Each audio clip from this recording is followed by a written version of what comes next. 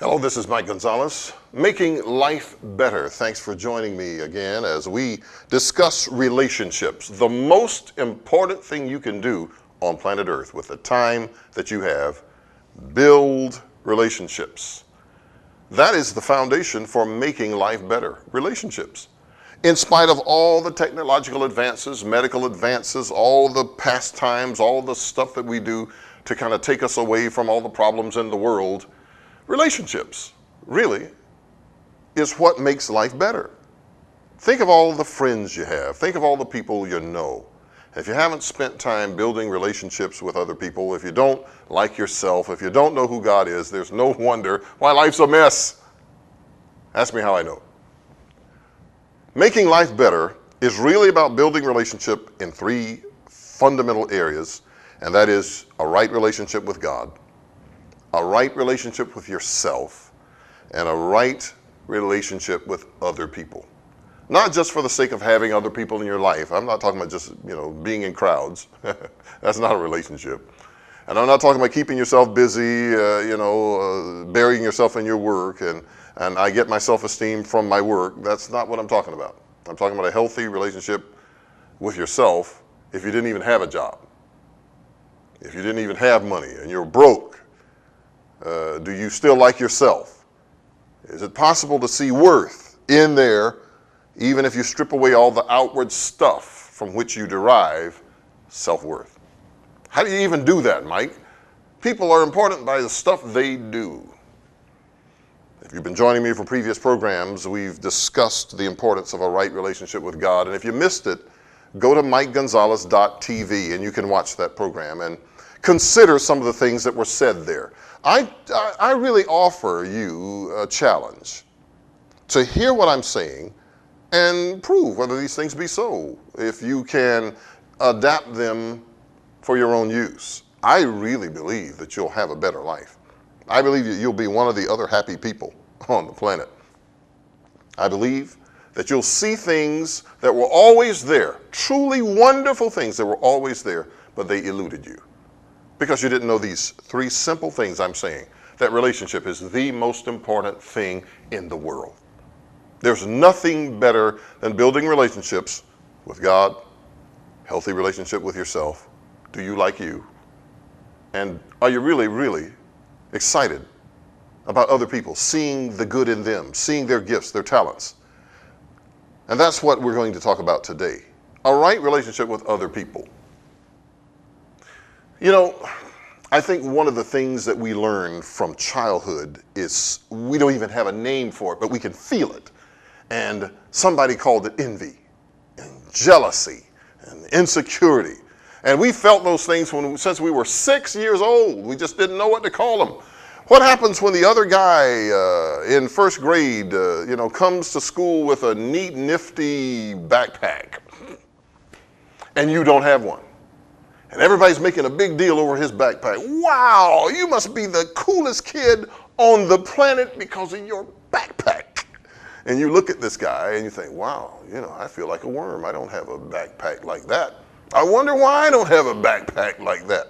I wonder if I'm poor. I wonder if I'm deprived. I wonder if I'm second class. Of course, that sounds ridiculous. But what I'm saying, you understand that there is a difference and a discrepancy when you see people who seem to have things that you don't have. And that, if not responded to properly, can send you off on the wrong direction of trying to measure up, trying to get what they got. Sometimes it hits you before you even ask the question, do I even want one of them? Do I even want a backpack like that? Or maybe I want the backpack because I want to be cool like I think he is.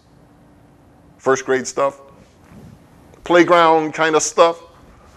It's amazing how old we can get and still feel like we're back on the playground or back in the little time of life when we were really insecure about how tall we were, about whether we were skinny or whether or not we had pimples or whether or not our hair was pretty, how we fit in. One thing builds on the other. Even if you don't think that God matters, if you really have a healthy relationship with God, you can, from that relationship, begin to develop a real healthy relationship about who you are, your purpose, Before you consult anybody else's attitude toward you, you're getting information from God about who you are, about who He thinks you are. How do you think you'd feel if the first voices you heard for the first 6 years of your life says, I love you, you're just special to me, I'll do anything for you? And you grew up with that kind of support, with that kind of confidence that you had these kinds of people watching your back. How do you think you'd feel by the time you were 6? You'd go to the playground and say, guess what? I'm loved. And of course they think you're strange. But you know what? If that's the voice that's playing in your head, I'm loved. I don't have to be jealous of any other person on the planet because I am who I am. You think, what? No 6-year-old has that capability. What I'm saying and what I'm suggesting is that we can change the paradigm by deliberately seeing ourselves differently. Friends are precious, but unfortunately, some of the people who can hurt you the most are the people you pull the closest because they come close with baggage, the same baggage you carry. Sometimes a lot of friendships are sustained because of little jealousies. I don't understand it, but some people who are hanging around you are really jealous of you, but yet they hang around you. I don't understand that. And some of the people you like to keep in touch with put you down, but somehow you think you need them. I don't understand that either. If you're going to have a healthy relationship with other people, I want you to picture yourself leaving your house every day saying this: I leave the house with my hands full today, and I can give to others, and that's my mission. Instead of leaving the house with your hands empty, feeling like a beggar, desperately in need of compliments from every stranger you meet. I wonder if they think I'm good. I wonder if they like me. Oh, I wonder if they're going to criticize my clothes. Or I wonder if I fit in. I wonder. A healthy relationship with other people usually stems from a healthy relationship with yourself. Some of the things that you project onto other people arise from insecurities from inside yourself. It's amazing what you think people are thinking, and they're not thinking it, but you're thinking they're thinking it. You understand what I'm saying? We're paranoid. Sometimes we run when no one's chasing. We duck and dodge criticism when nobody is really criticizing. They really love you, but you are paranoid. If you would spend time looking for the good in others. Now, honestly, I'm not trying to give a blanket excuse for people who make no effort to be loving and kind. There are people that are just hard to swallow. There are some very unkind people on the planet. Very dysfunctional. They go out of their way to hurt people. But what I'm saying, for our own good, it's more healthy for me to look at the world not as a dangerous place, but as a potentially wonderful place. You can walk into a room that's chaotic and all out of order and immediately start straightening it up. What would happen if you played that game in real life? It doesn't take a genius to look around at the world or sit and hear a newscast and realize that it's pandemonium out there. There's some crazy stuff going on in the world.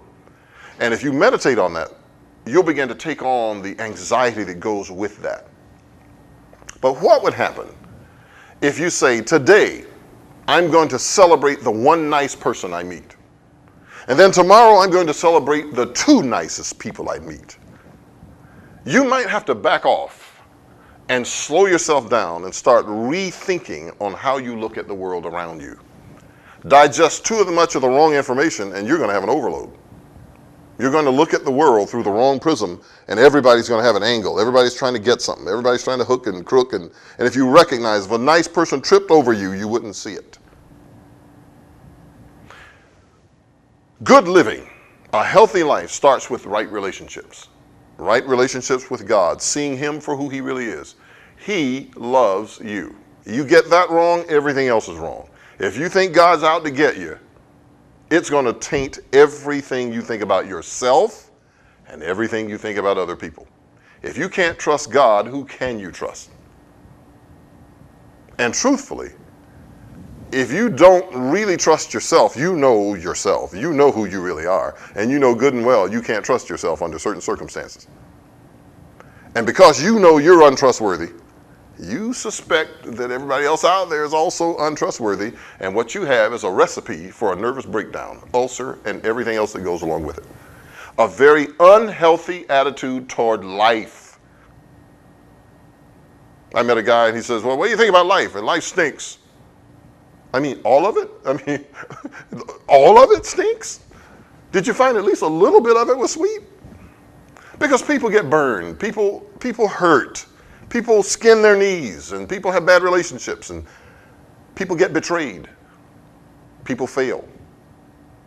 How do I have right relationships when I can so instantly see so much of what is wrong in the world? How can I possibly see the world any other way? Mike, it's fact.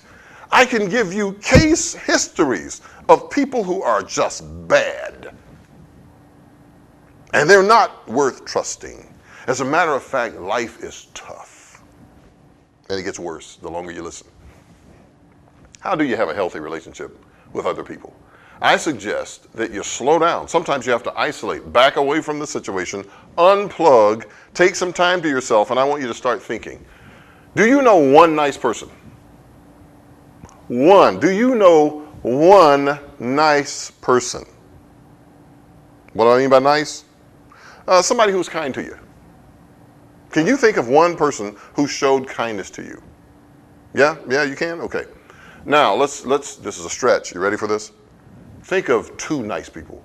Can you think of two nice people? What would happen if you spent time shifting your focus away from the pain of the relationships you've had with people to the good that you've had with people? I know how we're wired.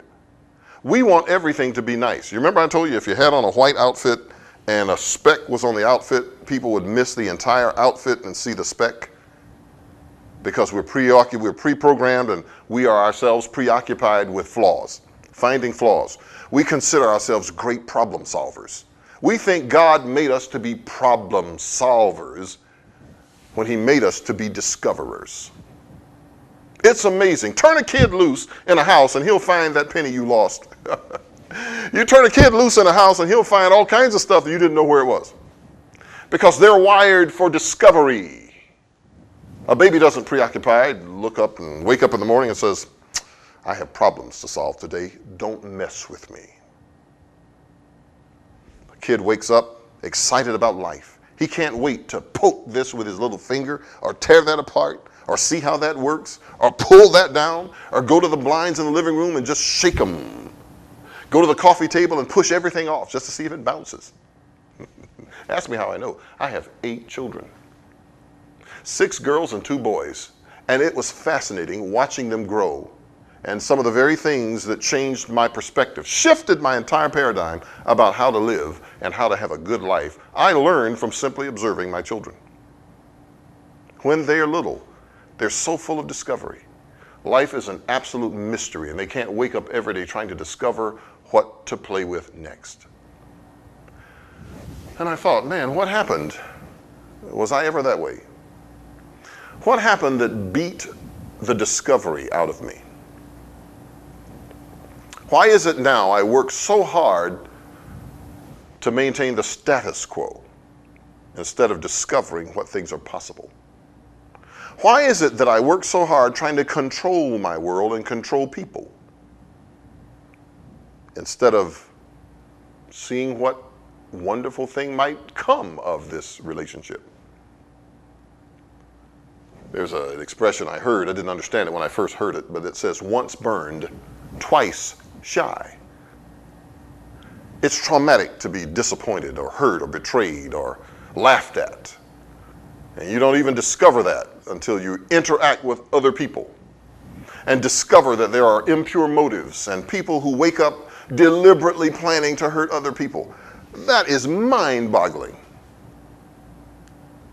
But if you understand why men are that way, if you understand why we have flawed as a race of people, human race, if you understand that grace saves us from ourselves, God's grace, then you're not surprised when you see flaws in yourself, flaws in others. You will meet their flaws with the same grace that God met you with. The Bible says, be kind one to another, tender-hearted, forgiving one another, even as God, for Christ's sake, has forgiven you. Now that's a healthy outlook toward the world. If you wake up and before you go through that front door out into the world saying, man, today is going to be rough today. Ah, man, another hard day.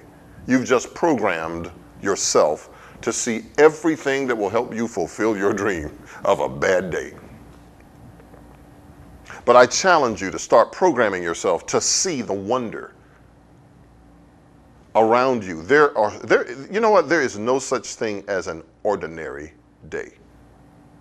I know that's hard for you to digest because we program ourselves to be ordinary. I heard somebody say, if you're ordinary, it's your own fault. We know and have access to an extraordinary God, but yet we insist on being ordinary. Now, I appreciate you taking the time just to hear me out here, but I want you to go to the next step. I want you to have a wonderful life. I have seen in 30 years of Christian ministry and public speaking and interacting with people both publicly and privately, patterns emerge when you're around a lot of people, when you see things. You don't even have to try, and you see things. And I saw a common theme in the lives of people who didn't even know each other, from one city to the next, from one country to the next. I saw that bad relationships equaled a bad life. Good relationships, good life. I saw that pattern. I saw that people who had God kind of twisted and not in right perspective, it was kind of a trickle-down effect. They didn't really know how to look at themselves properly, because instead of looking at themselves as God saw them through loving eyes, extending his grace toward me, making me better, they saw themselves as in charge of their own destiny, having to key in on the powers of the universe to become their own brand of Superman, to live their own kind of life at their own strength, not realizing that God didn't wire you that way. He wired you to need him because he loves you. If you get that part wrong, it only stands to reason that the next part's going to be wrong. And if you don't have a healthy attitude about yourself, you think it's possible to really have a healthy attitude about others? Be ye kind one to another, tender-hearted, forgiving one another, even as God, for Christ's sake, has forgiven you. Be ye kind to yourself, tender-hearted, forgiving yourself, even as God, for Christ's sake, forgave you. Health starts here. Health starts in the mind and in the heart. Healthy relationships with other people has to start with a new perspective on the world. Now, I'm not talking about getting an attitude like a little girl that I saw once, heard told of. She sat in the middle of a crowded room and covered her eyes, and she said to herself, "You can't see me." I think that's a little backwards. I'm not asking you to take the kind of perspective that creates your own fantasy world so that you don't see things that are really bad. I'm not saying that. I'm saying that you can actually become the kind of person that has such a strong impact on how you see the world that you actually change it. But you can't start changing the world until you change yourself. And you really can't change yourself because you don't have the right blueprint. You go by how you feel and what you think needs to be tweaked and what's wrong. Could you imagine not having any mechanical training and somebody says, "Hey, you look like a nice guy. I like your haircut and I like your suit. I want you to be my mechanic. I'm going to bring my cars to your house and I want you to fix them simply because I like your haircut." How's that going to work? I'm not implying that just because you have a positive attitude, the world's going to change. No, I am implying that a different attitude about how things really work because of a revelatory relationship with God, because he begins to show you how your life is supposed to flow and how things are supposed to be, you actually become able to see the world the way it's supposed to be. And you begin to almost miraculously gravitate toward those things that empower you to do the very thing that you dream about. It's powerful. If you want to make life better, it's not a matter of getting a goal and trying to work hard at it. It's really a matter of understanding the right combination of relationships between God, healthy relationship with yourself, giving birth to a healthy relationship with others. You can change the world and make life better. I challenged myself because for some reason I've always been interested in people, why they do what they do, and how come that person has that unique interest in that kind of thing and I could care less. I go to sleep thinking about it, but it turns that person on. People fascinate me. And because of that fascination, I decided to just pay attention, to listen and observe and see the beauty in people, see gifts in people that they don't even see potential in people that they don't even recognize. You are wonderfully made. The Bible in Psalm 139 says we are fearfully and wonderfully made. Could you imagine God crafting something and deliberately building in a flaw so it self-destructs? We get mad at car manufacturers for what's called planned obsolescence. We don't like that. Do you think God's into that? You somehow think he wired you, made you, set you loose on the planet to self-destruct and say, did you see that? That was really funny. God loves us. You got to get a right perspective toward God. Now, I know it's possible. Studying history, extrapolating into the future, there have been great people who've walked the earth. Great people who tapped their gifts, brought about great accomplishments, benefited mankind, had healthy lives, died happy, surrounded by loving friends. But that is not the norm. Why, it's good to celebrate that one or two people or those few who happen to know that. But the kind of stuff I'm talking about, making life better, it should not be something reserved for some exclusive few who happen to discover the principles. The reason I'm sharing with you, talking with you the way I am, is because I believe you can have a wonderful life. If it's good, it can get better. If it's bad, it can't help but get better if you change the way you think.